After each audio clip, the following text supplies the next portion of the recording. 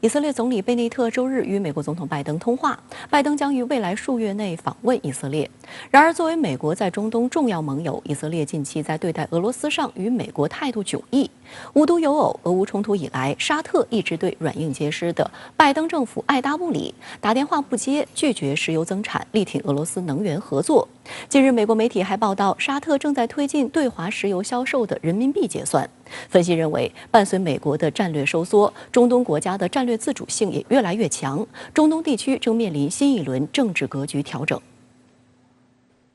以色列总理办公室周日发表声明称，以总理贝内特当天与美国总统拜登举行了电话会谈。贝内特向拜登通报了近期巴以双方在耶路撒冷老城冲突的相关情况，并与其讨论了伊朗问题。声明称，拜登已接受贝内特的邀请，将于未来数月内访问以色列。以色列是美国在中东地区的铁杆盟友，不过在对待俄罗斯态度上与美国立场不同。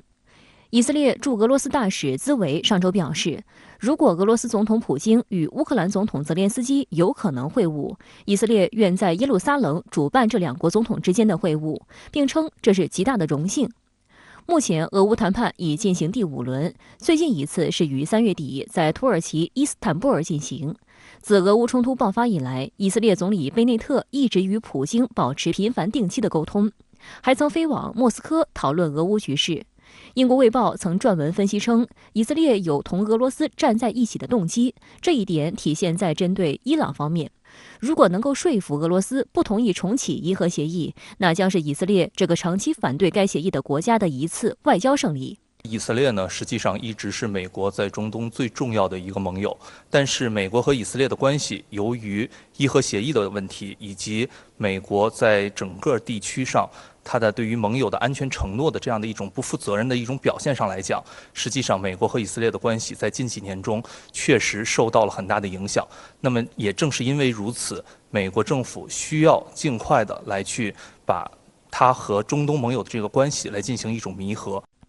以色列也看好人民币的前景。彭博社报道称，以色列央行对其外汇储备资产的分配进行了10多年以来的最大调整，有史以来第一次增加人民币储备，并与其他3种货币加元、澳元以及日元一起，添加到去年首次超过2000亿美元的外汇储备中。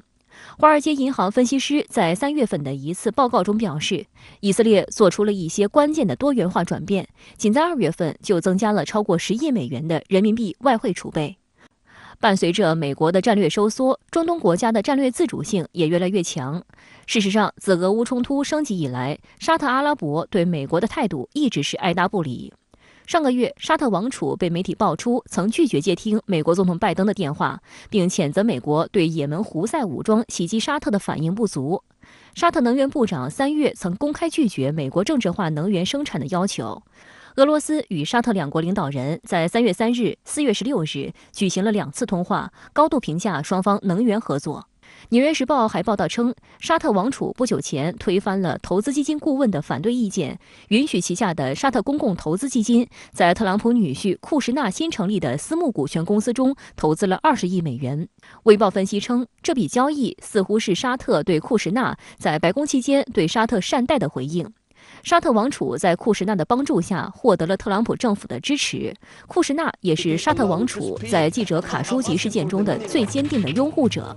多名西方官员、学者则认为，这代表沙特似乎压住共和党在2022中期选举中大获全胜，而特朗普将于2024年重掌大权。那么，美国可以不去要中东的能源和石油，但是美国必须要对中东的能源和石油以及它其他方面资源的一种分配保持它的影响力，这个是对于美国政府来讲非常重要的一点。所以我们将来会看到美国在中东的这样一个政策仍然将保持一种离岸平衡的这样的一种状态。